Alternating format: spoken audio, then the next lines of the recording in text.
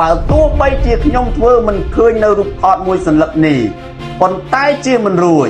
ព្រោះពេលដែលឃើញរូបថតមួយសន្លឹកនេះ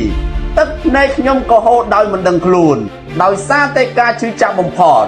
ហើយបានប្រាប់ខ្លួនឯងនិងពលរដ្ឋកម្ពុជាទាំងអស់ថាយើងទាំងអស់គ្នាត្រូវតែរឹងមាំយ៉ាងដាច់ខាត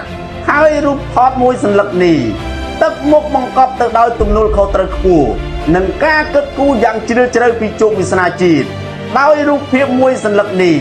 បានឆ្លុះបញ្ចាំងយ៉ាងច្បាស់ពីភាពនឹងណនិងសេចក្តីថ្លៃថ្នូរខ្ពស់បំផុតរបស់ប្រមុខរាជរដ្ឋាភិបាលកម្ពុជាតាមរយៈកែវភ្នែកនិងទឹកមុខដ៏ស្ងប់ស្ងាត់បានបង្ហាញអំពីការត្រេះរិះពិចារណាយ៉ាងម៉ត់ចត់និងការផ្ដោតអារម្មណ៍យ៉ាងខ្ពស់ចំពោះសំណួរដេញដោលកម្រិតអន្តរជាតិទន្ទឹមនឹងនេះកាយវិការនៃការប្រណម្យដៃទាំងពីរចូលគ្នាមិនត្រឹមតែស្ដែងឡើងនៅភាពចាស់ទុំខាងនយោបាយនិងស្មារតីដ៏រឹងមាំប៉ុណ្ណោះនោះទេប៉ុន្តែគ្រប់បន្ទាត់នៃទម្រង់មុខហាក់បីដូចជាកំពុងនិយាយជំនួសពាក្យរាប់លានម៉ាត់អំពីការលះបង់កម្លាំងកាយចិត្ត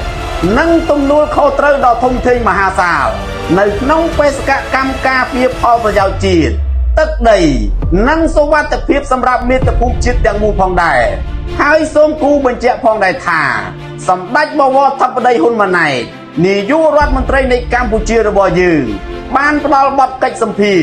ជាមួយនឹងសារព័ត៌មាន Bloomberg នៅថ្ងៃទី24កក្កដាឆ្នាំ2026នេះគួររំលឹកផងដែរថា24កក្កដាគឺជាខួប1ឆ្នាំនៃការឈ្លានពានរបស់យោធាថៃ